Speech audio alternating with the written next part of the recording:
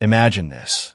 Your own daughter abandons her 3 small children on your doorstep, vanishes for 15 years, and then, out of nowhere, sues you for kidnapping them. That's my story. The envelope trembled in my weathered hands as I sat in the courtroom. My daughter, Rachel, across the aisle, adjusted her designer blazer with the same cold, calculated precision she'd used to abandon her boys all those years ago. I was 62, and I'd learned to recognize the weight of moments that would reshape everything.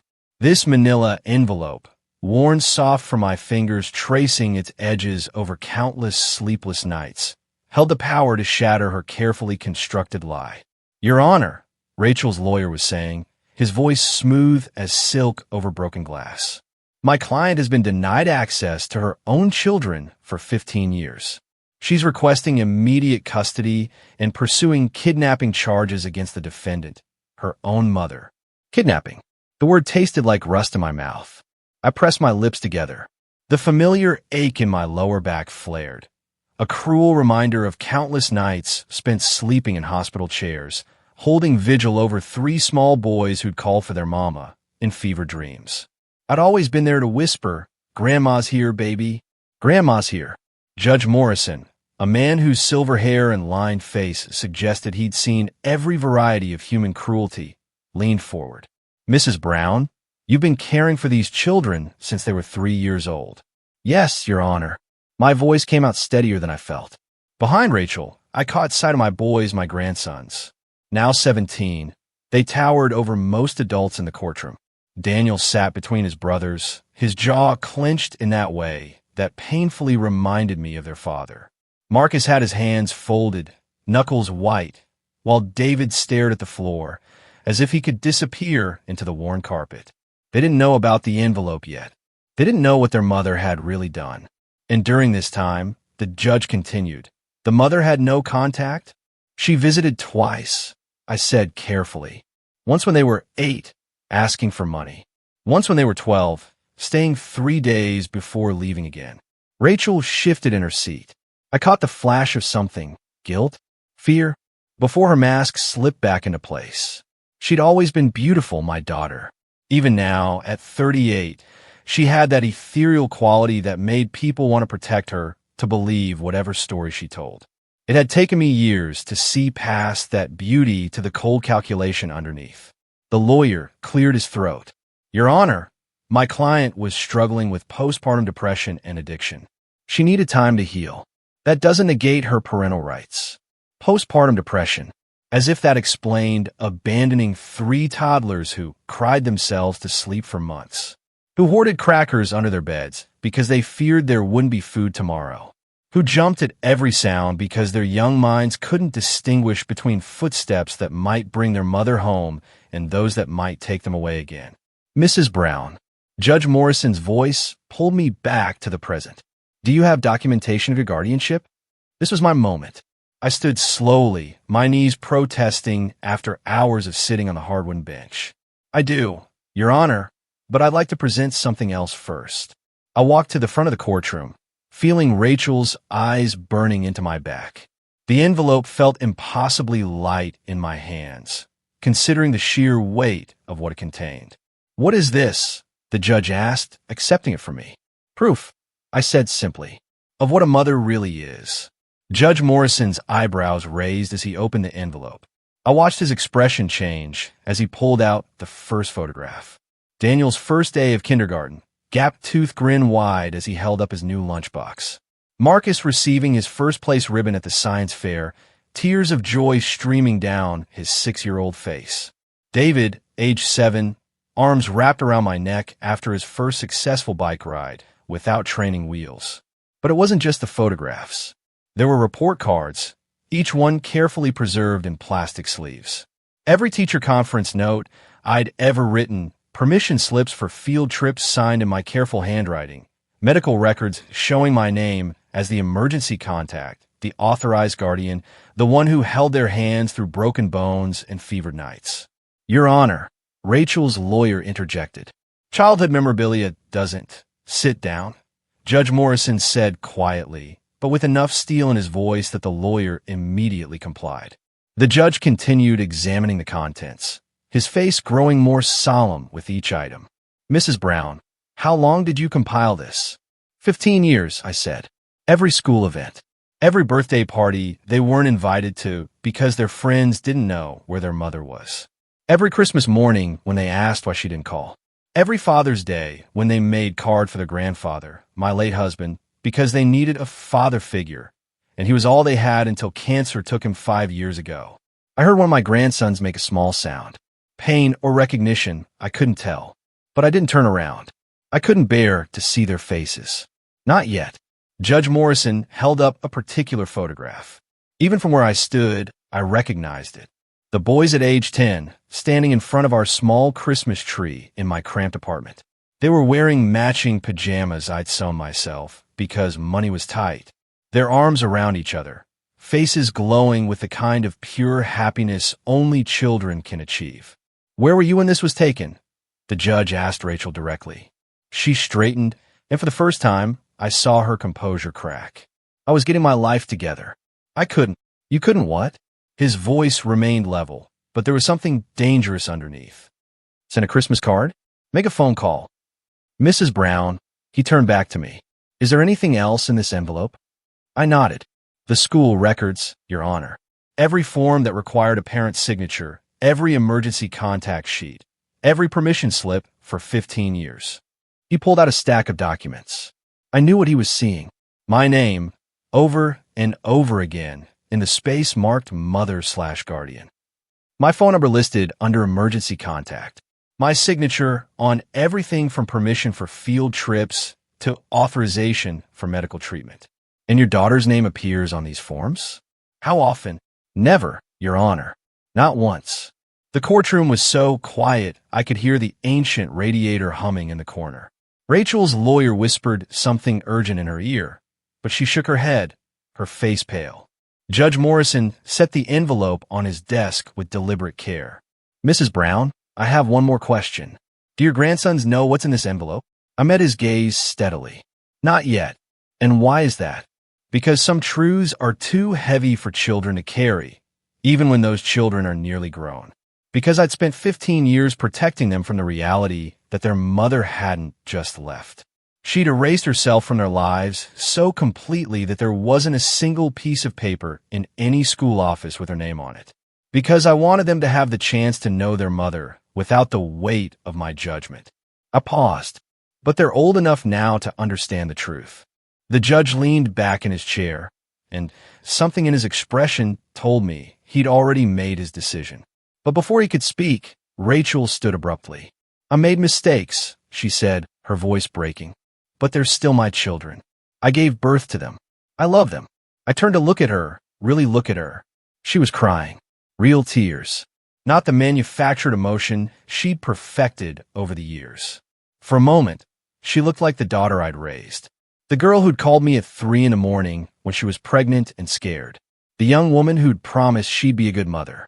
But then I remembered the weight of 3 small bodies curled against me during thunderstorms. The pride in their eyes when I cheered at their baseball games. The way they'd started calling me Mama Grandma when they were 5 because I was the only mother they'd ever really known. Love, I said quietly, is not a feeling. It's a choice you make every single day. Judge Morrison nodded slowly. Mrs. Brown, step back, please. I need to speak with the boys. My heart hammered against my ribs as I watched my grandsons stand. 3 identical faces, their father's dark eyes and stubborn jaw, but something of me in the set of their shoulders. The way they moved protectively closer to each other. They approached the bench, and I held my breath.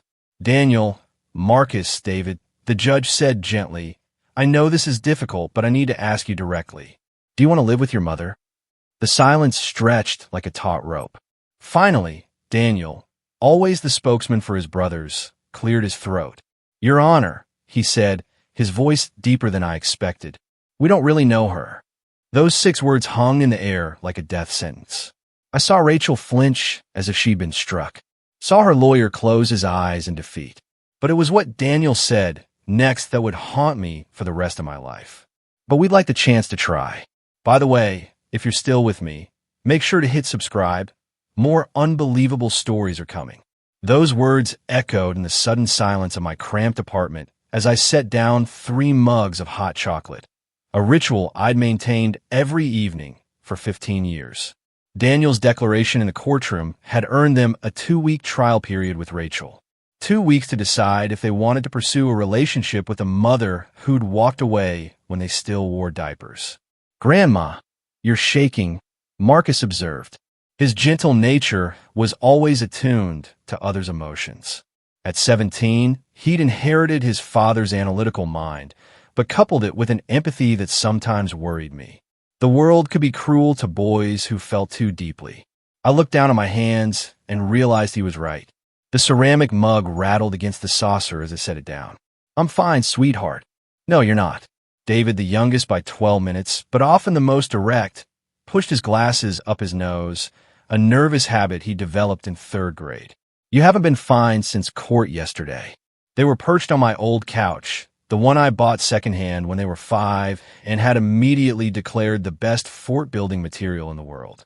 The fabric was worn thin in places where their knees had dug in during countless movie nights, and there was still a faint stain from when Marcus had spilled grape juice during a particularly intense game of Monopoly. "Boys," I said carefully, settling into my armchair, the one that faced the couch, so I could watch over them, always watching over them. "I want you to know that whatever you decide, I support you." The lie tasted bitter on my tongue, but some lies are necessary shields. How could I tell them that the thought of Rachel taking them felt like dying? That I'd already mentally cataloged every corner of this apartment where their absence would echo? "She wants us to move to Seattle," Daniel said quietly. "With her and her boyfriend." Boyfriend? Rachel had mentioned him briefly in court. Some investment banker she'd been with for 8 months. 8 months. And she thought that was stability enough to uproot the boys from the only home they'd ever known. "She showed us pictures of the house," Marcus added. "It has a pool." A pool, as if chlorinated water could wash away 15 years of abandonment. As if square footage could measure love. "In our own rooms," David chimed in, but his voice lacked enthusiasm.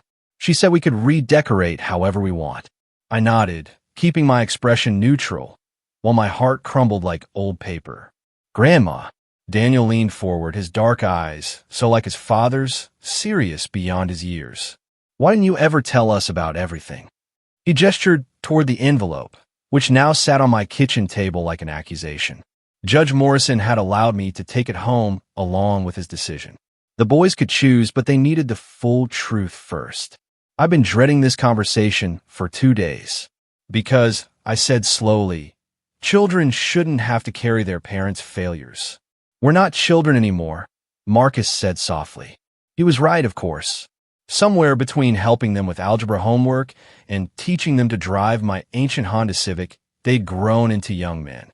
They towered over me now, their voices deep, their faces showing the angular planes of approaching adulthood. But in my heart, they were still 3-year-olds with tear-stained cheeks, asking when Mama was coming home. "No," I agreed. "You're not." I stood and retrieved the envelope, my fingers tracing its familiar edges. Inside were not just photographs and documents, but the weight of every choice I'd made, every sacrifice, every sleepless night, every moment I'd chosen their well-being over my own comfort. "Your mother was 23 when you were born," I began, settling back into my chair, "younger than you are now. Your father, God rest his soul, was deployed overseas. She was alone with 3 babies, and I failed her." The words came out cracked, like glass under pressure. I'd never admitted this aloud, not even to myself. "What do you mean?" David asked. "I was working 2 jobs then. Your grandfather had just been diagnosed with his first bout of cancer, and the medical bills were crushing us. When Rachel called, crying, saying she couldn't handle it anymore, I told her she needed to be stronger. I told her that motherhood required sacrifice." I pulled out a photograph, one I'd never shown them. Rachel at 24, gaunt and hollow-eyed, holding all 3 of them while they screamed. She looked like a ghost of herself. "I should have seen that she was drowning," I continued. "Should have moved in, taken leave from work, something. Instead, I gave her advice from my kitchen while she was falling apart in hers. That doesn't excuse what she did, Daniel said, and there was steel in his voice that reminded me painfully of myself. No, I agreed. It doesn't. But it explains it. Your mother didn't just abandon you. She abandoned the part of herself that was failing you. Some people run toward their problems, and some people run away. Rachel ran. Marcus was crying silently, tears tracking down his cheeks. David had gone very still, the way he always did when processing difficult emotions. Daniel's jaw was clenched, his hands fisted.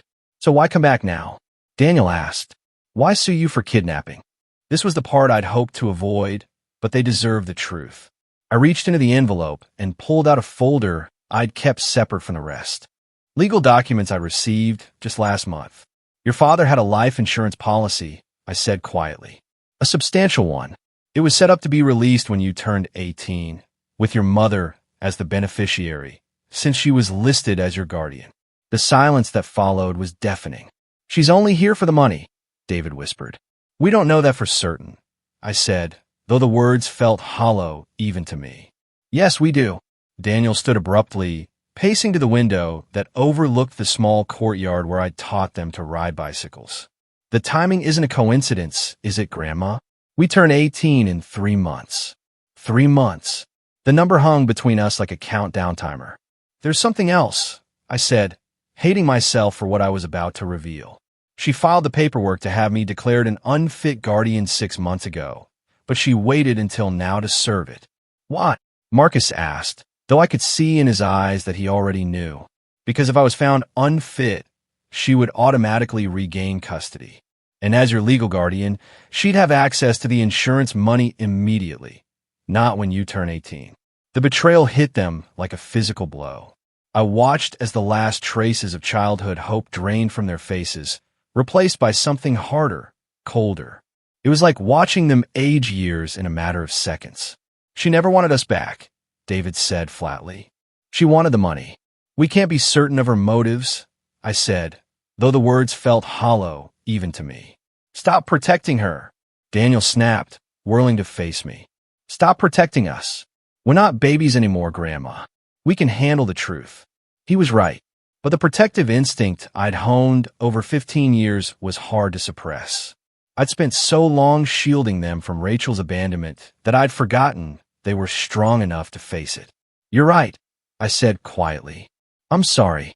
Daniel's anger deflated as quickly as it had risen. He crossed the room and knelt beside my chair, taking my hands in his much larger ones. Don't apologize for loving us. The simple words broke something open inside me, and I felt tears I'd been holding back for days finally spill over. These boys, these young men, had been my entire world for 15 years. I'd poured everything I had into raising them, had sacrificed my retirement savings, my social life, my own dreams to give them stability and love, and they'd grown into remarkable human beings despite the circumstances of their early childhood. What happens now? Marcus asked softly. I wiped my eyes and straightened my shoulders. Now you decide. You have a choice to make. And whatever you choose, I'll respect it. Even if we choose her? David asked. The question pierced my heart, but I met his gaze steadily. Even then, because that's what love really was. Not possession, but the willingness to let go when it served the other person's best interests, even if it destroyed you in the process. We need some time, Daniel said. To think. I nodded, understanding. They filed toward their shared bedroom, the small space where I'd somehow managed to fit 3 twin beds and their accumulated belongings of 17 years. I heard their voices through the thin wall, low and serious. The sound of boys becoming men in the span of a single conversation. I sat alone in my living room, surrounded by the evidence of our life together. Their school awards on the wall, family photos on every surface, the chaos of homework and sports equipment that somehow made the cramped space feel like home. My phone buzzed. A text message. Rachel. The boys seemed upset when I dropped them off. I hope you're not poisoning them against me. We need to talk before their decision. Can you meet me tomorrow? I stared at the message for a long time, feeling something cold and sharp crystallize in my chest. She wanted to talk. After 15 years of silence, after a legal battle that had cost me my last savings, after trying to steal the children I'd raised. She wanted to talk.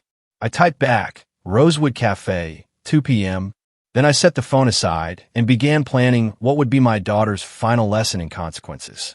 The Rosewood Cafe had been Rachel's favorite place when she was 16, back when she still called me Mom instead of using my first name like a stranger.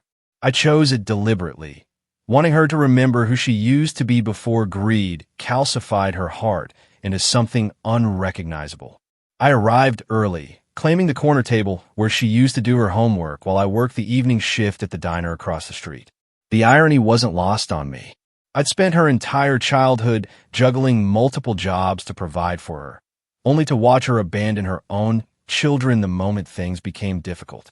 At exactly 2 p.m., Rachel walked in wearing a cream-colored coat that probably cost more than I spent on groceries in 3 months.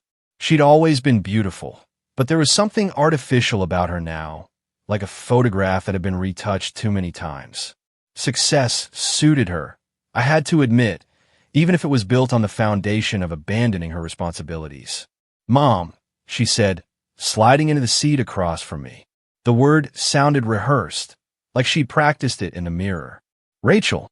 I kept my voice neutral, studying her face. At 38, she still looked young, but there were lines around her eyes that makeup couldn't quite hide. Guilt, perhaps, or just a natural erosion of time. She ordered a skinny latte with oat milk. Of course she did, while I stuck with black coffee. Some things never changed. The boys seemed confused. She began once the waitress left. I can tell you've been filling their heads with your version of events. My version. As if there were multiple interpretations of abandonment. As if the truth was somehow negotiable. I told them the facts, I said quietly. Nothing more. Facts can be presented in different ways. She leaned forward, her voice taking on that wheedling tone I remembered from her teenage years when she wanted something. You have to understand, I was sick after they were born. Postpartum depression is a real medical condition. You couldn't call for 15 years. The question hung between us like a blade. Rachel's carefully constructed explanation crumbled, and for a moment I saw something raw in her eyes. Fear, maybe, or the dawning realization that her lies wouldn't work on me the way they had on her lawyer. I wanted to, she said softly, but the longer I stayed away, the harder it became. How do you explain to 3 little boys that their mother just left? You don't explain, I said. You apologize. You come home. You do the work. I was building a life. My voice remained steady, but I felt something cold and final settling in my chest. You were running away, and now you're back, because that life you built requires funding. Rachel's face flushed. That's not. This isn't about money. I reached into my purse and pulled out a folder I'd prepared that morning. Printouts from social media, public records, everything I'd researched after the court hearing. I spread them across the small table like tarot cards, revealing a bitter future.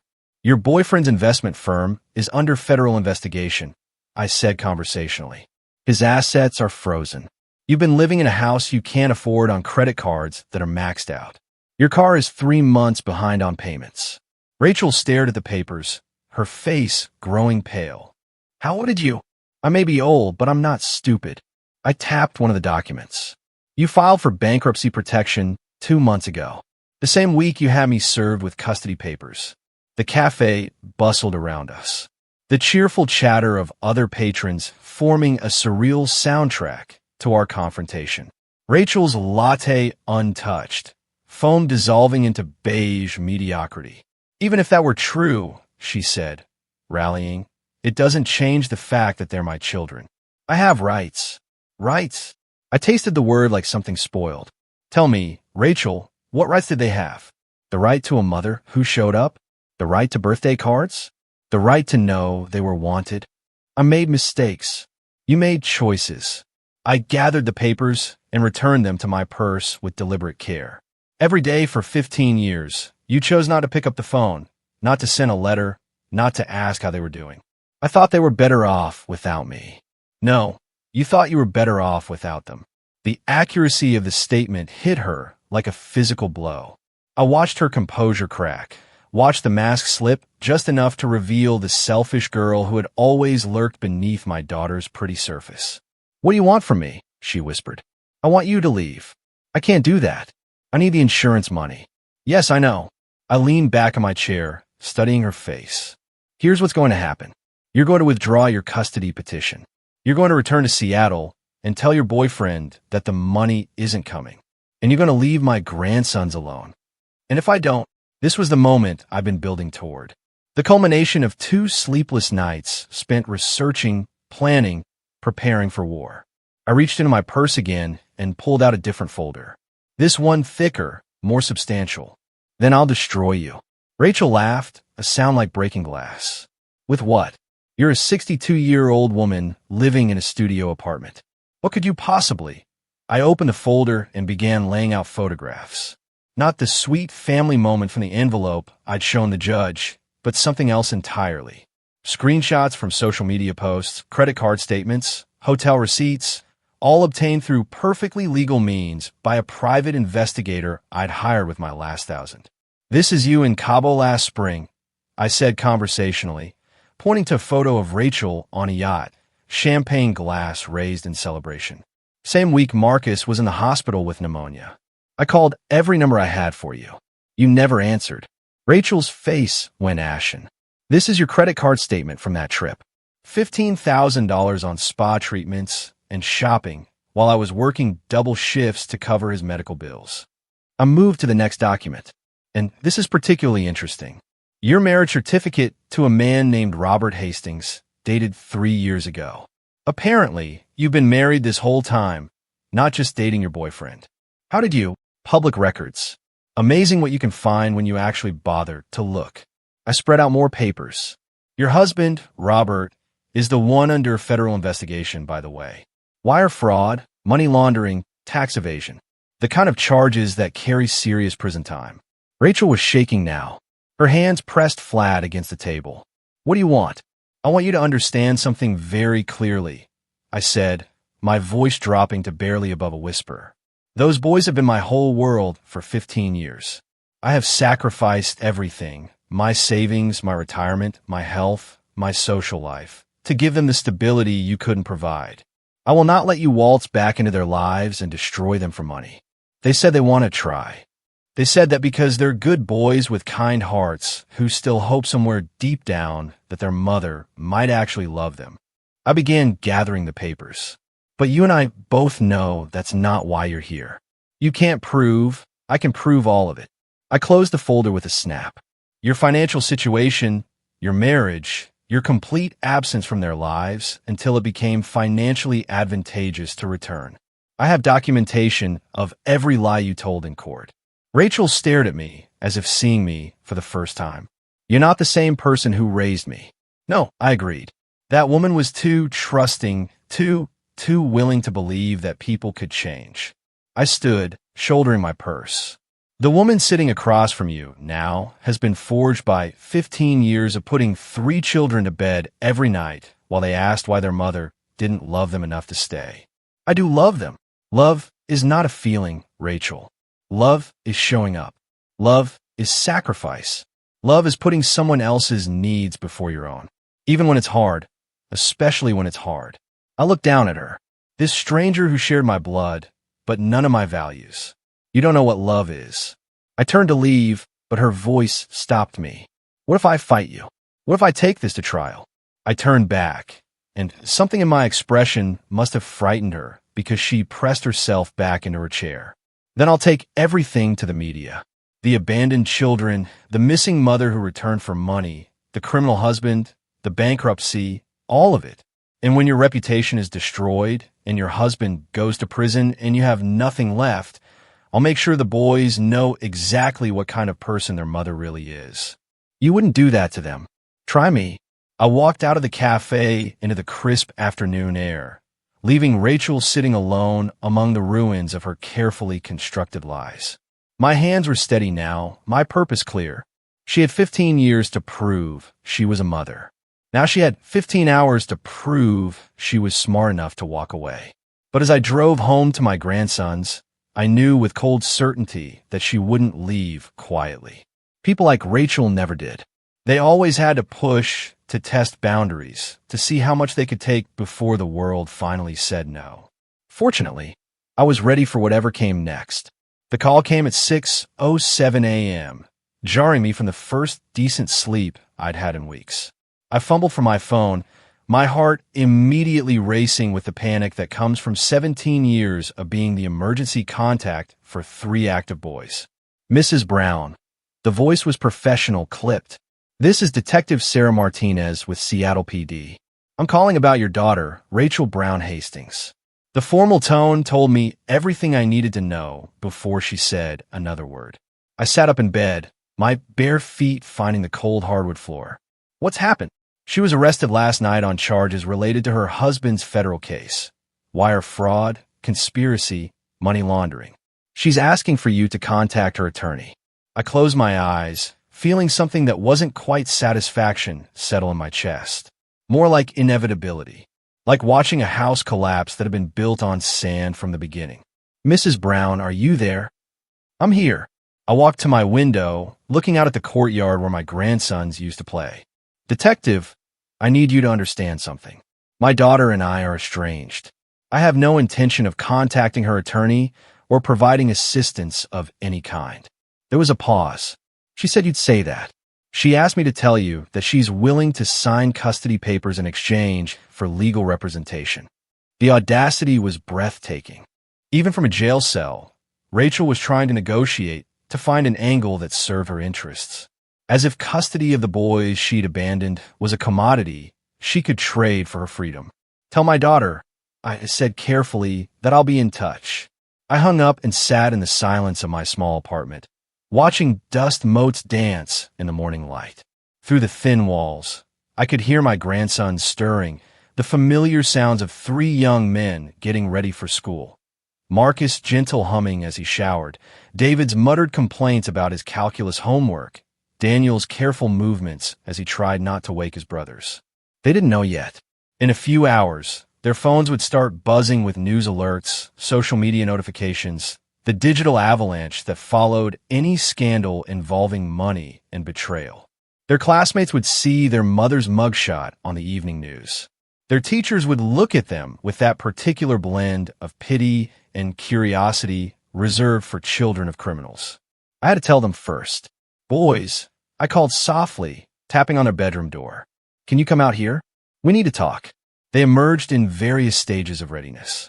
Daniel fully dressed for school. Marcus in pajama pants and a t-shirt. David with his hair sticking up at impossible angles. One look at my face told them this wasn't about chores or schedules. Sit down, I said gently. They arranged themselves on the couch. 3 identical faces wearing identical expressions of concern. Even now, even at 17, they moved as a unit, supporting each other through instinct and years of practice. Your mother was arrested last night, I said without preamble. Sometimes the kindest cut is the cleanest one. The silence that followed was profound.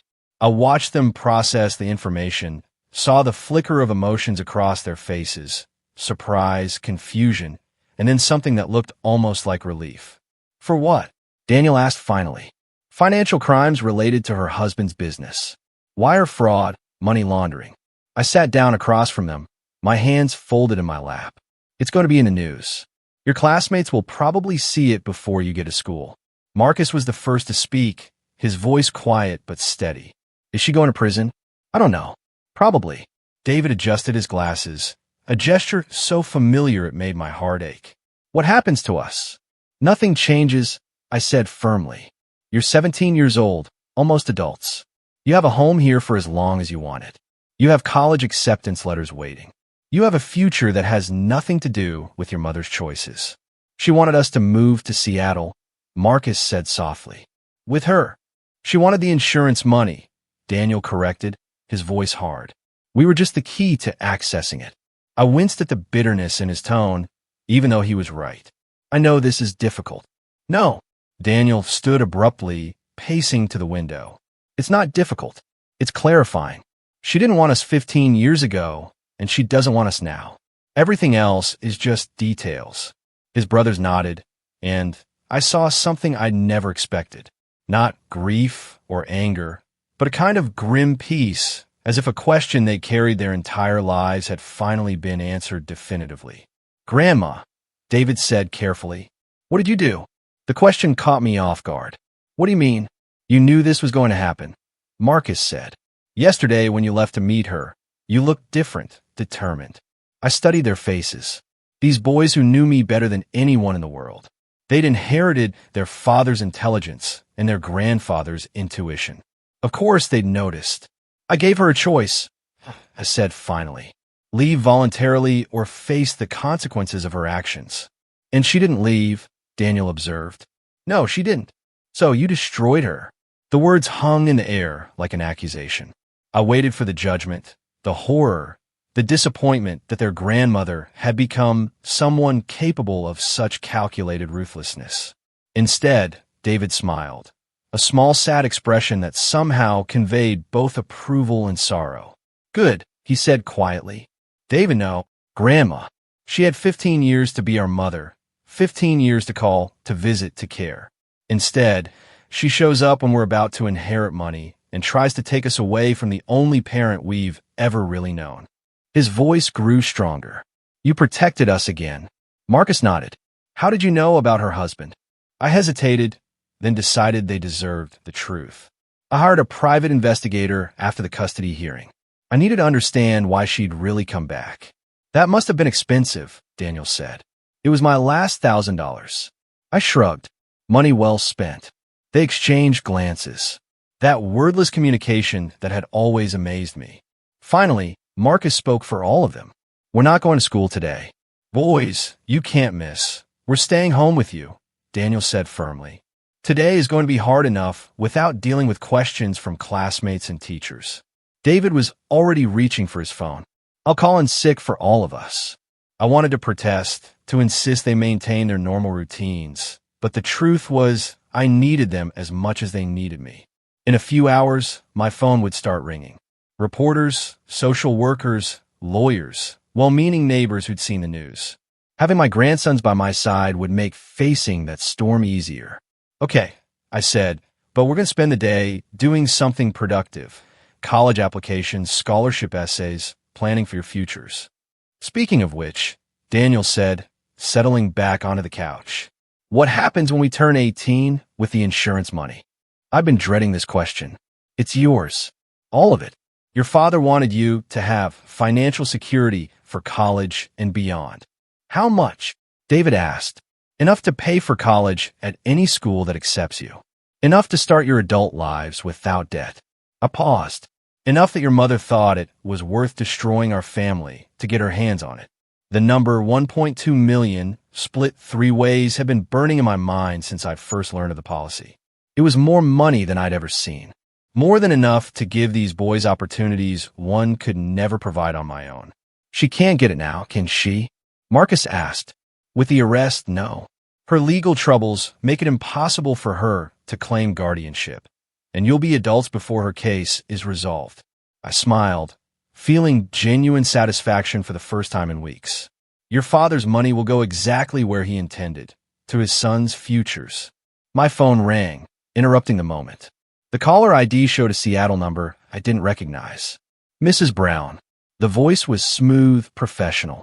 This is James Morrison, attorney for Rachel Brown Hastings. My client would like to discuss terms for signing over custody in exchange for... I hung up without letting him finish. Her lawyer? Daniel asked. Yes. What did he want? I looked at my grandsons. These remarkable young men who'd survived abandonment and uncertainty to become people of character and strength. They deserve to know exactly how their mother's story ended. Your mother wants to trade you for legal representation, I said bluntly.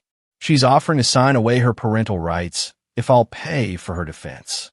The silence that followed was different from before. Not shocked or hurt, but coldly angry. What are you going to tell him? David asked. I walked to my desk and pulled out a piece of paper. The same legal document I'd had prepared weeks ago, just in case. A formal statement declining any financial responsibility for Rachel's legal troubles, along with a detailed accounting of every expense I'd incurred raising her children. I'm going to tell him exactly what his client is worth to me, I said, reaching for my pen. Nothing. 6 months later, I stood in the corridor of the federal courthouse in Seattle, watching through reinforced glass as Rachel was led away in handcuffs. The orange jumpsuit made her look smaller, somehow diminished. The jury had taken less than 4 hours to find her guilty on all counts. 18 months to 3 years, the judge had said. With good behavior, she might be out in 15 months. By then, my grandsons would be sophomores in college, building lives that had nothing to do with the woman who'd birthed them and everything to do with the choices they made every day. Mrs. Brown, a reporter thrust a microphone toward my face. How do you feel about your daughter's conviction? I looked directly into the camera, thinking of the boys back home in Portland, probably watching this moment on the evening news from their dorm rooms at 3 different universities. Justice, I said simply, is rarely satisfying, but it's necessary. I walked away from the courthouse and climbed into my car. Not the ancient Honda anymore, but a reliable used Subaru I bought with money from an unexpected source. The boys had insisted, using part of their insurance inheritance to ensure I had safe, dependable transportation. "Grandma," Daniel had said when he handed me the keys, "you've given us everything. Let's give you this." The drive back to Portland took 4 hours, giving me time to reflect on everything that had changed since that morning in the courtroom when I'd first pulled out the worn envelope. The apartment felt different now, quieter without the constant bustle of 3 teenagers, but not empty. Their voices still echoed in every corner, and they called every Sunday without fail, taking turns, so I heard from at least one of them each week. Marcus was studying pre-med at Stanford, his gentle nature perfectly suited for the healing profession he'd chosen. David had followed his love of technology to MIT, where his professors marveled at his intuitive understanding of complex systems. And Daniel was at Northwestern, studying journalism with a focus on investigative reporting. "I want to expose the truth," he told me. "Like you did with Mom." My phone rang as I unlocked my apartment door, Daniel's number. "Grandma, we saw the news. All of us." Marcus called a conference. "We're all here." I could hear voices in the background. My boys together despite being scattered across the country. Modern technology had its advantages. "How are you feeling?" This was Marcus, his voice gentle as always. "Relieved," I said honestly. "Closure has a weight to it." "Good." David's voice was firm. "She made her choices. Now she gets to live with them." There was a pause, and then Daniel spoke again. "Grandma, we have something to tell you. We've been planning this for weeks." My heart skipped. At 63, I'd learned to be wary of surprises from the boys I'd raised. They had a tendency toward grand gestures. "We're all flying home for Thanksgiving," Marcus said. "But that's not the surprise. We bought a house," David announced. "Well, we made an offer. For bedrooms, 2 bathrooms, a real kitchen with room for all of us to cook together." I sank into my armchair, the one that had witnessed countless homework sessions and midnight conversations. "Boys, it's in your name," Daniel interrupted. "Completely paid for. We used our inheritance money. And before you argue, remember that Dad's insurance was meant to secure our futures. Our future includes you, Grandma. It always has." Tears I hadn't expected began tracking down my cheeks. "You can't just—" "We already did," Marcus said gently. "The closing is next month. We'll all be home for winter break to move you in." "But your education is paid for," David said. "We set aside enough for tuition, living expenses, everything. The house money is separate. We planned this carefully, Grandma. We learned from the best." I thought of all the sacrifices I'd made over the years. The missed meals so they could eat, the secondhand clothes so they could have new school supplies, the empty savings account that had funded their dreams. They'd been watching, learning, understanding what family really meant. "Besides," Daniel added, and I could hear the smile in his voice, "we'll need somewhere to bring our future wives to meet their grandmother-in-law. This apartment is way too small for that kind of intimidation." I laughed through my tears, imagining these 3 remarkable young men someday bringing partners home, continuing the cycle of love and protection that had defined our little family. "There's something else," Marcus said quietly. "We've been talking, and we want to legally change our last names to Brown. Your name." The silence stretched between us, heavy with 15 years of shared history. They were honoring me in the most profound way possible, claiming me as their mother, as they'd already claimed me in their hearts. "Are you sure?" I whispered. "We've never been more sure of anything," Daniel said firmly. "You're our mother in every way that matters." It's time the paperwork reflected that reality. I closed my eyes, overwhelmed by the completeness of this moment. Rachel had lost everything: her freedom, her money, her children, her dignity. And in losing it all, she'd inadvertently given me the greatest gift possible: the absolute certainty that the boys I'd raised knew the difference between the woman who'd given birth to them and the woman who truly loved them. "What about your father's name?" I asked. "Thompson was his family name." "We'll hyphenate," David said. "Thompson Brown. We'll carry both legacies: Dad's love and your sacrifice." 3 months later, I stood in the kitchen of our new house, a warm, welcoming space with granite countertops and windows that looked out over a garden where I was already planning to plant vegetables. The boys were home for winter break, filling the house with laughter and chaos, and the particular brand of loving noise that only family can create. Daniel was at the kitchen table, laptop open, working on an article about parental abandonment and the grandparents who step in to fill the void. "It's an epidemic," he told me. "What you did for us. Millions of grandparents are doing the same thing, sacrificing their golden years to raise their children's children." Marcus was teaching David how to make their grandfather's famous wontons, their heads bent together over the kitchen counter as they worked.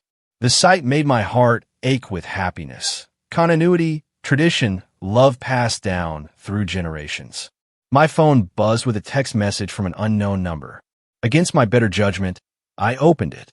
"Please, I know I don't deserve forgiveness, but I need to try to make amends. The boys are my children, too. Rachel." She found a way to message me from prison. The audacity was breathtaking, even now. I showed the message to Daniel, who read it with the same cold analysis he brought to his investigative work. "What do you want to do?" he asked.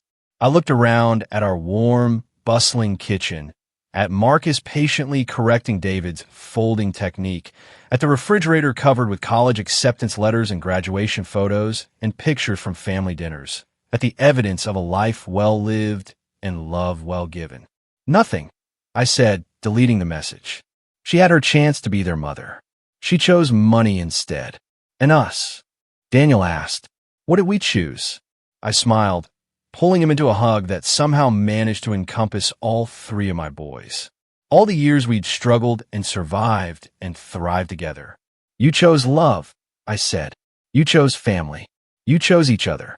That evening, as we sat around our new dining room table, sharing wontons and stories and plans for the future, I felt something I'd never experienced before: complete peace.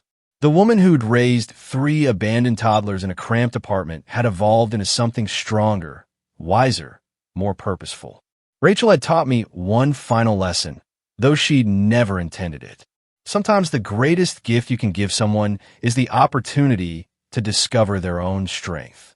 Her abandonment had forced me to become the mother she'd never been, the protector she'd never chosen to be, the foundation these boys had needed to build their remarkable lives. As I looked around the table at my sons, because that's what they were now, legally and completely, I realized that revenge had been unnecessary. Rachel's punishment wasn't the prison sentence, or the financial ruin, or the public humiliation. Her punishment was missing this. Missing the joy on Marcus' face when he talked about his medical school interviews. Missing David's excitement about his internship at a tech startup.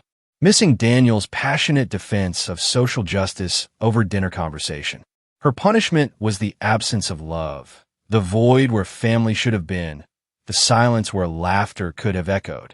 She'd traded everything that mattered for money she'd never gotten to keep. And in doing so, she'd given me the greatest gift of all, the unshakable knowledge that I was exactly the mother these boys had needed. Justice, I realized, wasn't always about punishment.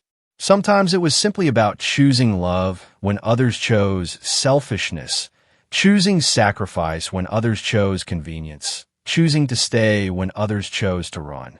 The boys are mine now, completely and forever, and I was theirs. That was justice enough. Have you ever had to choose between what's easy and what's right, especially when family is involved? Tell me what you think in the comments below. I really want to know.